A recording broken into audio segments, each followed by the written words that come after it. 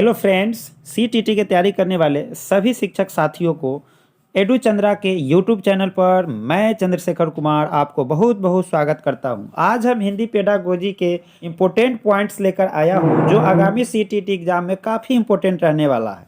तो शिक्षक साथियों जो सीटीटी की तैयारी कर रहे हैं वह जो है हमारे साथ वीडियो के अंत तक बने रहेंगे। आप जानते हैं कि हिंदी के पेडागोजी 15 मार्क्स का पूछता है और 15 मार्क्स का जो है गद्यांश और पद्यांश पूछता है, जिसके जो है उसका अलग वीडियो बनाएंगे। सिर्फ शिक्षण शास्त्र का है, इसलिए वीडियो लास्ट तक देखें। मेरा आज का पहला पॉइंट है, प्राथमिक स्तर पर बच्चों को भाषा सिखाने का सर्वोपरि उद्देश्य क्या है। हम प्राइमरी लेवल के जो बच्चे होते हैं, जो 1 to 5th के लिए जो है स्कूल के बच्चे होते हैं, वह लगभग 6 to 11th जो है ईयर्स का होता है और उस बच्चे को हमको पढ़ाना है क्या, तो भाषा इट मीन्स हिंदी उसको हमको सिखाना है।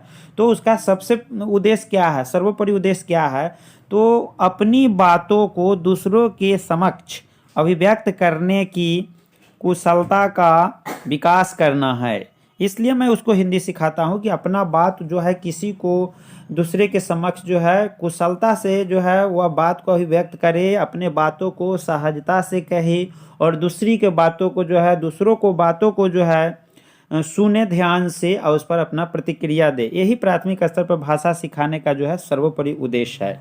यानी ज़्यादा से ज़्यादा अपनी बातों को भाषा के माध्यम से प्रयोग करे, अपने दूसरे को समक्ष रखे। आज का मेरा दूसरा पॉइंट है, वो इम्पोर्टेंट पॉइंट है कि कक्षा 1 के बच्चे अपने घर, परिवार एवं परिवेश से बोलचाल की भाषा के अनुभवों को लेकर ही विद्यालय आते हैं। अब देखिए 1 क्लास के बच्चे जो होते हैं वह जो है कुछ न कुछ घर से ही सीख कर आते हैं। जैसे घर परिवार में जो उनके जो है बुजुर्ग जो होंगे, वो माता पिता होंगे, भाई बहन होंगे, वो बोलेंगे, वह सीखेगा बोलने का तौर तरीका। और वातावरण जो है, परिवेश में भी कुछ सीखते हैं बच्चे, परिवेश के वातावरण से नहीं, यानी कुछ सीखते हैं। परिवेश इट मीन्स वातावरण, जो उसके घर के आसपास का जो वातावरण होगा उससे भी बच्चे कुछ सीखते हैं। तो आप जानते हैं कि वह बोलचाल की भाषा से जो है अनुभव से वह जो है अनुभव लेकर ही विद्यालय आते हैं और जो है बोलने का क्षमता उसमें रहता है, कुछ कहने का क्षमता उसमें रहता है। तो हम बिल्कुल नहीं कह सकते हैं कि जो है पहले के बच्चे जो आते हैं विद्यालय में वो कुछ नहीं जानते हैं। नहीं, वो परिवार के भाषा और परिवेश के भाषा भी वह जानते रहते हैं, उसका अनुभव उसके पास रहता है। अगला हमारा इम्पोर्टेंट जो है, तीसरा मेरा इम्पोर्टेंट पॉइंट है कि कक्षा 1 और 2 के शुरुआती समय में पढ़ने का प्रारंभ अर्थ से हो और किसी उद्देश्य के लिए हो। यानी पहला दूसरा के बच्चे को जो हम पढ़ाने का जो प्रारंभ कैसे करेंगे, तो अर्थ से होना चाहिए, उसका अर्थ बताते हुए चलेंगे और किसी उद्देश्य के लिए होना चाहिए। ऐसा नहीं कि सीधे पढ़ा दिया पाठ, कोई कहानी कविता कह दिए और हो गया, उसका अर्थ बच्चे नहीं समझ रहे हैं तो उसको भविष्य में क्या उद्देश्य का पूर्ति कर पाएगा, नहीं कर पाएगा।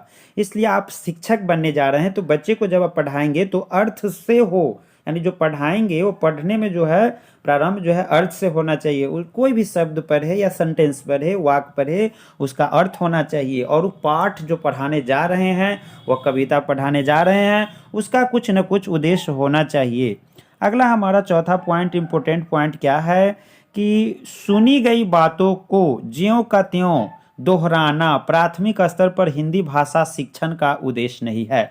तो हिंदी भाषा शिक्षण का उद्देश्य क्या नहीं है, तो 4 ऑप्शन देंगे। उसमें रहेगा कि कोई भी बात अगर हम किसी से सुने हैं, या शिक्षक से सुने हैं, या कहीं वातावरण से सुने हैं, किसी भाई बंधु से सुने हैं बच्चे, तो उसको हम कहेंगे कि जैसे हम आपको पढ़ाए हैं वैसे ज्यों का त्यों दोहराओ, नहीं तो आज तुमको हम पीटेंगे।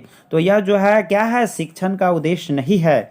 वह अपनी बातों में जो है अपने भाषा में कोई बात कहे, वही उसका जो है शिक्षण का जो है उद्देश्य है। प्राथमिक स्तर पर हिंदी भाषा का शिक्षण का मुख्य उद्देश्य वही है कि वह अपने बातों को सहज से, सरलता से कहे और अपनी भाषा में कहे। और बच्चे की अपनी भाषा जो होती है वह मातृभाषा होती है। इसलिए बच्चे को हम प्रेशराइज नहीं करेंगे कि जैसे हम तुमको पाठ कहे हैं, कहानी कहे हैं, वैसे ही दोहराओ। ये जो है निगेटिव है, शिक्षण का उद्देश्य नहीं है। अगला हम पॉइंट की ओर बढ़ते हैं। अगला हमारा पॉइंट क्या है, भाषा सोचने, महसूस करने और चीज़ों से जुड़ने का एक उत्तम साधन है। यानी भाषा क्या है, तो हम सोच सकते हैं किसी के बारे में, भाषा है हमारे पास तब। महसूस भी कर सकते हैं कि कौन क्या है, कैसे हैं। चीज़ों से जुड़ना है तो भाषा का भी प्रयोग करेंगे, उसके बारे में हम जानेंगे। यह उत्तम साधन है कोई भी चीज़ को महसूस करने के लिए, सोचने के लिए, कोई भी चीज़ से जुड़ने के लिए यह एक उत्तम साधन है। अगला हमारा पॉइंट है, महत्वपूर्ण पॉइंट है, ध्यान देते रहेंगे, लगातार मेरे साथ बने रहिए, वीडियो छोड़ के बीच में मत जाइए। भाषा कौशल की जो है, भाषा कौशल कितने हैं तो आप जानते हैं 4 है। 4 में कौन कौन है तो लिखना, पढ़ना, बोलना, सुनना, ये सब क्या है तो यह अंतः संबंधित होते हैं। क्या आते हैं चारों भाषा कौशल अंतः संबंधित होते हैं, यानी इसको अंग्रेजी में हम कहेंगे तो इंटर रिलेटेड बोलेंगे। तो भाषा कौशल जो होते हैं इंटर रिलेटेड होते हैं, यानी इसको हम क्रम से सीखते हैं। और भाषा जो है अंतः संबंधित होते हैं, एक दूसरे से रिलेटेड होते हैं। बच्चा जो है सबसे पहले श्रवण कौशल करता है, यानी सुनना पहले जो है आता है, और सुनना कौशल पर बाकी सब कौशल आधारित है। तो सबसे पहले हमको ध्यानपूर्वक किसी बातों को सुनना चाहिए। बच्चों को यह हम जो है यह क्षमता विकसित करेंगे कि वह जो है किसी बातों को ध्यानपूर्वक सुने, और सुनने के बाद, रुचिपूर्वक सुनने के बाद उस पर प्रतिक्रिया दे, अपने विचार दे। तो सुनना कौशल पर ही सारा कौशल आधारित है। जानते हैं कि लिखना, पढ़ना, बोलना में 2 ऐसा जो है कौशल है जो ग्रहणात्मक है। वह क्या है तो हम किसी चीज़ को पढ़ते हैं तो ग्रहण करते हैं, पढ़ना और जो है सुनना, ये ग्रहणात्मक कौशल है। और जो अभिव्यक्तनात्मक कौशल जो है वो 2 है, लिखना और बोलना। तो ये ध्यान रखेंगे, परीक्षा के सीटीटी के एग्ज़ाम हो या कोई भी टीटी का एग्ज़ाम हो, उसमें यह प्रायः पूछता ही है। भाषा कौशल के बिना जो है भाषा का विकास अधूरा है। अगला पॉइंट की ओर बढ़ेंगे। महत्वपूर्ण बिंदु हमारा क्या है, ध्यान दीजिए, कहीं मत जाइए, रसगुल्ला बंटा रहा है। वाइगोस्की के विचारों पर आधारित कक्षा में परस्पर अंतःक्रिया पर सबसे अधिक बल दिया जाता है। वाइगोस्की आप जानते हैं मनोवैज्ञानिक है। उसने जो है क्या कहा है कि विचारों पर आधारित कक्षा में परस्पर अंतःक्रिया पर सबसे अधिक बल दिया जाता है। ये कौन कहा, वाइगोस्की ने। तो जो है बच्चे में जो है परस्पर अंतःक्रिया होता रहता है, एक दूसरे से जो है सीखता रहता है। इसलिए इस पर अधिक से अधिक शिक्षक बंधुओं को ध्यान देना चाहिए शिक्षण कार्य कराने के समय। और विचारों पर आधारित होता है, इसलिए बच्चे को जो है विचार प्रकट करने की पूर्ण मौका दिया जाए। तो बहुत सारे शिक्षक होते हैं जो बच्चे को अपने बातों को अभिव्यक्त करने के लिए क्या करते हैं, डांटते हैं, फटकारते हैं। तो ऐसा नहीं करना है। सीटीटी के यह जो है एनसीएफ 2005 के उद्देश्यों को पूरा नहीं करती है। अगला हमारा महत्वपूर्ण बिंदु है कि क्या है, थोड़ा सा टाइपिंग जो है टेक्निकल प्रॉब्लम के कारण जो है इसका जो है छोटा सा अक्षर हो गया है। ध्यान देंगे, पढ़ने का कोशिश करेंगे। हमारी कक्षाओं में बच्चे भिन्न भिन्न भाषिक पृष्ठभूमि से आते हैं, अतः उनकी भाषाओं को भी कक्षा में समान अनिवार्य है। आप जानते हैं कि समाज में जो है गरीब अमीर जो है तरह तरह के भाषा बोलने वाले बच्चे आते हैं। बड़े परिवार से आते हैं तो उसका जो है भाषा विकास जो है पहले से परिवार में हो गया रहता है। वैसे स्थिति में वैसे बच्चे जो है भाषा का जो है क्रमबद्ध तरीके से अच्छे तरह से जो है व्यक्त करते हैं। जबकि थोड़ा कमज़ोर या गरीब परिवार से जो बच्चे आते हैं उसका जो है भाषा प्रयोग थोड़ा अलग होता है। इसलिए शिक्षक को जो है सभी बच्चे को भाषाओं को सम्मान करना चाहिए और ध्यान से सुनना चाहिए। सभी बच्चे को बोलने का विशेष अवसर देना चाहिए। अगला हमारा महत्वपूर्ण बिंदु क्या है, अगला हमारा महत्वपूर्ण बिंदु है कि प्राथमिक स्तर पर भाषा आकलन का सर्वाधिक उचित तरीका है। आकलन इट मीन्स जो भाषा जो है आकलन आप करने जा रहे हैं वह प्राथमिक लेवल पर जो 1 to 5th के बच्चे के लिए, तो उसका उचित तरीका क्या है। तो बच्चों को चित्र वर्णन और प्रश्न पूछने के अवसर देना। जब हम बच्ची को भाषा के बारे में, हिंदी के बारे में जानकारी प्राप्त करेंगे तो सबसे उचित तरीका होगा कि एक चित्र दे देंगे और कहेंगे इस चित्र के बारे में तुम वर्णन करो, इस चित्र के बारे में बताओ, जितना तुम जानते हो उतना बताओ। और प्रश्न जो है पूछने का अवसर भी देंगे ज़्यादा से ज़्यादा, तो आकलन उसका हो जाएगा कि बच्चे का जो है भाषा का जो विकास हुआ है, क्षमता जो है कितना है, वो कितना अभी तक सीख चुका है।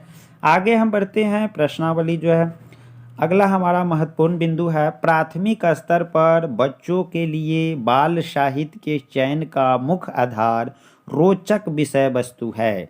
आप जानते हैं कि प्राथमिक स्तर पर बच्चों के लिए एक बाल साहित्य जो पुस्तक है उसमें रुचिपूर्वक जो है बहुत इंटरेस्टेड जो है स्टोरी दिया रहता है और सरल भाषा में रहता है बच्चे, और अच्छी कहानी रहता है तो बच्चे वह पढ़ना जो है बहुत अच्छा बच्चे को लगता है, वो अपने से भी पढ़ लेता है या किसी शिक्षक के संपर्क में विद्यालय में जाते हैं तो वहाँ भी सीखते हैं।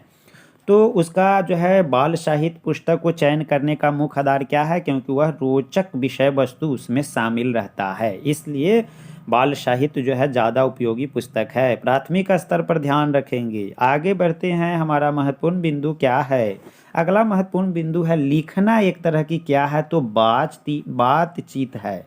लिखना एक तरह की बातचीत है, यानी कोई बात आप जानते हैं तो लिखते हैं, नहीं जानते हैं तो कैसे लिखेंगे, इसलिए लिखना एक तरह की बातचीत है, न कि सुंदर लिखना है, सुलेख लिखना है, श्रुत लिखना है। 4 ऑप्शन एग्जाम में प्रायः देता है कि लिखना एक तरह की, 4 ऑप्शन दे देगा, उसमें दे देगा बातचीत, उसमें देगा सुंदर लेखन, उसमें देगा श्रुत लेखन, वो में लिखेगा शुद्ध लेखन। तो शुद्ध लिखना, श्रुत लिखना और सुंदर लिखना जो है लिखना के जो है उचित जो है आपका जो है क्वालिटी नहीं है, वो बातचीत है एक तरह का। आगे क्या है इसमें ध्यान दीजिए, लिखना एक तरह की मौलिक विचार भी है। कहीं ऑप्शन में अगर बातचीत न रहे तो मौलिक विचार रहेगा, वही आपका सही जवाब होगा। आगे है शिक्षा क्या है, तो शिक्षा लेन देन की प्रक्रिया है, उसके माध्यम से हम कोई चीज़ किसी को ज्ञान देते हैं या ज्ञान लेते हैं या कुछ अनुभव देते हैं और कुछ अनुभव लेते हैं, इसलिए शिक्षा लेन देन की प्रक्रिया है। आगे हम बढ़ते हैं। महत्वपूर्ण बिंदु हमारा आगे क्या है, प्राथमिक स्तर की शिक्षा से संप्रेषण का माध्यम मातृभाषा ही होना चाहिए। जब प्राथमिक स्तर पर जब हम शिक्षा देते हैं बच्चे को और बातचीत करने का जो माध्यम होता है वह मातृभाषा ही होना चाहिए, यानी माँ के द्वारा जो बच्चे भाषा सीखते हैं उसको हम मातृभाषा कहते हैं, और मातृभाषा जो है हिंदी है। आगे हम बढ़ते हैं। प्रश्न जो हमारा अगला जो है इम्पोर्टेंट जो है टॉपिक है वह क्या है कि भाषा की पाठ्य पुस्तक में दिए गए अभ्यास बच्चों को चीज़ों को परखने, गहराई से जुड़ने और व्यापक अनुभव स्तर से तादात्म्य का अवसर देते हैं। तो यहाँ देखते हैं कि भाषा की पाठ्य पुस्तक में क्या अभ्यास जो दे देता है लास्ट में, जिसको हम एक्सरसाइज कहते हैं, उसमें क्वेश्चन रहता है ऑब्जेक्टिव सब्जेक्टिव, वह क्यों दिया जाता है, तो उसमें बच्चों को चीज़ों को परखने, गहराई से जुड़ने और व्यापक अनुभव स्तर से तादात्म्य का अवसर देते हैं। याद रखेंगे। आगे की तरफ हम बढ़ रहे हैं। अगला हमारा महत्वपूर्ण जो है बिंदु है वह है क्या है, हिंदी भाषा में सतत आकलन का सर्वाधिक उचित तरीका है। यानी जो हम हिंदी भाषा में सतत जो कंटिन्यू जो आकलन करते रहते हैं वो क्यों करते रहते हैं, उसका क्या कारण है, वो सबसे उचित तरीका क्या है उसको करते हैं, तो सबसे उसका उचित तरीका जो है कि बच्चों को अपने अनुभवों को कहने, यहाँ टाइपिंग मिस्टेक है, कहने लिखने के पर्याप्त अवसर देना। ये जो है बच्चों को अपने अनुभवों को कहने लिखने के पर्याप्त अवसर देना चाहिए, तब जाके आपको आकलन का जो है सही आकलन होगा कि बच्चा अगर कोई बात आपको कहता है या लिख के आपको बताता है तो उसको जो है आप आकलन कर लेंगे कि इसमें जो है भाषा विकास कितना हुआ है। आगे की ओर बढ़ते हैं। आगे है कि नोम चोमस्की, यानी चोमस्की के पूरा नाम नोम चोमस्की के अनुसार बच्चे के पास भाषा सीखने की जन्मजात क्षमता होती है। आप कोई पूछ देगा, अगर चोमस्की के अनुसार नहीं दे करके दे देगा कि बच्चे के पास भाषा सीखने की क्षमता जन्मजात होती है, यह कथन किसने कहा, तो आपको चोमस्की लगाइएगा। इन्होंने ये बात बोले कि बच्चों के पास भाषा सीखने की क्षमता जन्मजात होती है, अतः हिंदी भाषा की कक्षा में बच्चों को विविध भाषा प्रयोग से परिचय प्राप्त करने के अवसर दिए जाने चाहिए।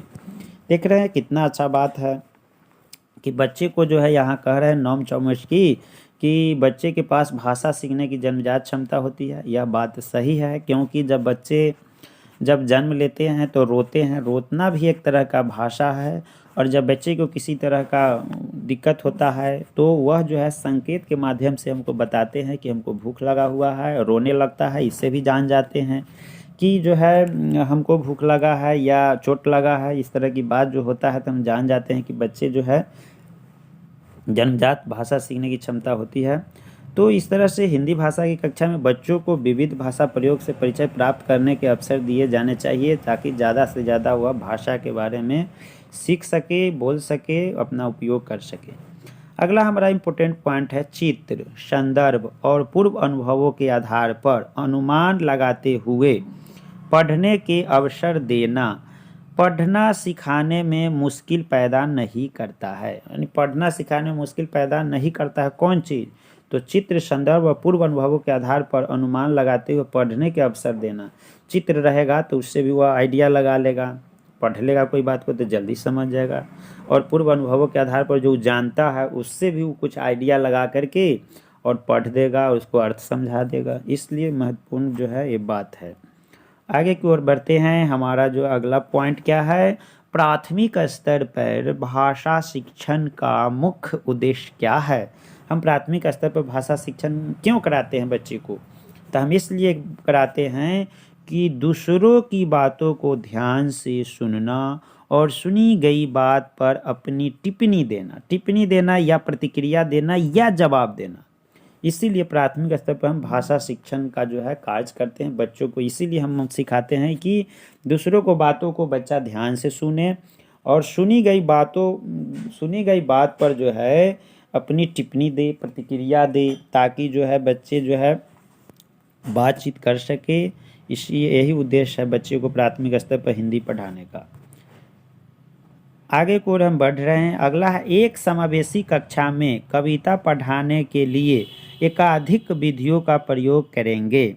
यानी समावेशी कक्षा है तो कविता जो हम कोई पढ़ा रहे हैं तो एक से अधिक विधियों का प्रयोग करेंगे। हो सकता है एक विधि से कुछ बच्चे नहीं समझ पाएंगे तो हम दूसरे विधि अपनाएंगे, तीसरे विधि अपनाएंगे, तो सारे के सारे बच्चे जो है सीख जाएंगे।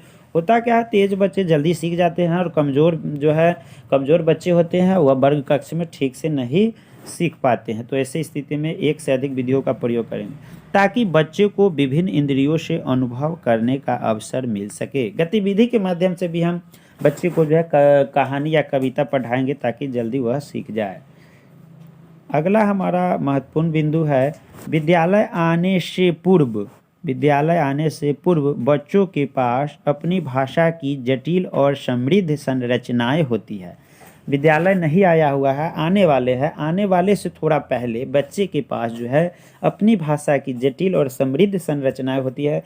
यानी वो तरह तरह के आएंगे, जब विद्यालय में आएंगे तो तरह तरह के बात आपसे पूछेंगे कि क्या है सर हिंदी के बारे में या कोई शब्द के बारे में। यानी तो कह सकते हैं कि जटिल और समृद्ध संरचनाएं होती हैं। कुछ जानता भी रहता है, कुछ क्लियर करना रहता है। इसलिए बच्चे को जो है आपको जो है शुरू में आने के बाद जो है बच्चे तरह तरह के क्वेश्चन करेंगे, क्योंकि जटिल और समृद्ध संरचनाएं उसके पास होते हैं, ज़्यादा सीखने का जो है उसके पास ललक होते हैं। अगला हमारा महत्वपूर्ण बिंदु है कि हिंदी भाषा शिक्षक को यह स्वीकार करना चाहिए कि गलतियां सीखने सिखाने की प्रक्रिया का अभिन्न हिस्सा है। तो हिंदी शिक्षक है तो आपको जान लेना चाहिए कि छोटा बच्चा है तो उसको लिखने में भी अशुद्धि होगा, गलती होगा, पढ़ने में भी अशुद्धि होगा, दिक्कत होगा, उच्चारण में भी दिक्कत होगा, कोई बात कहने में भी दिक्कत होगा, वह अशुद्ध बोलेंगे। तो ऐसी स्थिति में आपको डांटना नहीं है, क्योंकि वह जो है सीखने सिखाने की प्रक्रिया का अभिन्न हिस्सा है। हो सकता है शिक्षक से भी गलतियां हो जाएगा, तो उसके लिए शिक्षक को भी घबराना नहीं चाहिए और बच्चे को भी जो है ज़्यादा जो है डांट फटकार शिक्षक नहीं लगाएंगे। पढ़ाई के क्रम में बच्चे में भी कुछ गलतियां होंगे, अशुद्धि बोलेंगे और शिक्षक भी कभी कभी मिस्टेक से कुछ बोल सकते हैं गलतियां। तो यह जो है अभिन्न हिस्सा है, लेकिन इसको हम पॉजिटिव सेंस में रखेंगे, निगेटिव नहीं है। ये बात सत्य है कि सीखने के क्रम में गलतियां जो है सीखने की प्रक्रिया का अभिन्न हिस्सा होता है। अगला हमारा महत्वपूर्ण जो है पॉइंट है वह है कि बच्चे जब कहानियाँ पढ़ते हैं तब अन्य लोगों के अनुभव संसार में प्रवेश करते हैं। देखिए संसार तो बच्चे को कहा गया उसको लाइफ से जुड़ा हुआ बात है, और जब हम किसी के कहानी के बारे में कहते हैं कि एक राजा था, एक रानी था, तो बच्चा इमेजिन करता है, काल्पनिक बन जाते हैं और दूसरे का अनुभव उसको संसार में आने लगता है कि काश मैं भी राजा रहता तो हम भी ऐसे करते, वहाँ ये करते वो करते। तो थोड़ा इमेजिंग हो जाता है, बच्चे कल्पनाशील हो जाते हैं। इसलिए कहानी का जो है वही उद्देश्य है कि बच्चा कुछ काल्पनिक बने, कुछ उद्देश्यपूर्ण बने और जो है अनुभव जो है संसारिक बात में वो प्रवेश कर सके। अगला हमारा महत्वपूर्ण बिंदु है वह है संगीता। संगीता कोई लड़की का नाम है। डिस्ग्राफिया समस्या से ग्रसित होने के कारण शब्दों को उल्टा लिखते हैं या कुछ शब्दों को छोड़ देती है। यहाँ लिखना और डिस्ग्राफिया को कलर किया गया है, ऐसा क्यों? तो लिखने में जिसको कठिनाई महसूस होता है वह बीमारी से ग्रसित होता है, उस बीमारी का नाम है डिस्ग्राफिया। डिस्ग्राफिया हो कहीं तो वहाँ आप समझ जाएंगे कि लिखने में जो है बच्चे को कठिनाई होता है, कोई शब्दों को उल्टा लिख देता है, ए को डी समझने लगता है, डी को बी समझने लगता है, समझ गए? इस तरह से है वह बच्चे कंफ्यूज रहते, पी को क्यू लिख देते हैं, क्यू को पी लिख देते हैं। तो समझिए लिखने में कठिनाई होगा तो डिस्ग्राफिया, और पढ़ने में कठिनाई होगा तो वह जो है डिसलेक्सिया, और गणितीय जो अक्षमता का जो है संकेत है वह है डिसकैलकुलिया। अगला हमारा महत्वपूर्ण बिंदु है वह है कि नशीरा पढ़ते समय, नशीरा लड़की का नाम है, पढ़ते समय अनेक बार अटकती है, उसे पढ़ने में कठिनाई होती है, उसकी समस्या मुख्यतः डिसलेक्सिया से संबंधित है। नशीरा पढ़ते समय अनेक बार अटकती है, कहीं कहीं रुक जाती है कि शब्द क्या है, कहाँ क्या पढ़े इसको, तो समझिए उसमें कठिनाई है। तो पढ़ने में जिसको कठिनाई होगा उसको हम डिसलेक्सिया या अलेक्सिया बोलते हैं। और इससे पहले था लिखने में कठिनाई संगीता को होता था तो डिस्ग्राफिया हुआ। अगर गणित, यहाँ तो सिर्फ लिखने पढ़ने की बात होगी, हिंदी का पेडागोजी है तो इसमें कभी गणित के बारे में नहीं पूछेगा। और गणित का पेडागोजी में पूछेगा कि जिस बच्चे को गणित को समझने में या गणित को अंक जो है 36 को 63 लिखता है तो वहाँ डिसकैलकुलिया का इस्तेमाल होगा। तो गणित का पेडागोजी मैं बहुत जल्दी लाऊंगा। मेरे चैनल पर बने रहे, मेरे चैनल पर जो है बने रहे, लगातार वीडियो आता रहेगा। और जो है चैनल को लाइक शेयर सब्सक्राइब करते रहिए और साथियों को बताते रहिए। सीटीटी पास करना एकदम निश्चित है और आप फ्यूचर में एक टीचर के रूप में रहेंगे। आप जो है लगातार वीडियो के साथ बने रहें। और जो है आज के लिए इतना ही है। तो वीडियो को अंत तक बने रहने के लिए सभी छात्रों को बहुत बहुत धन्यवाद। आपका दिन शुभ हो।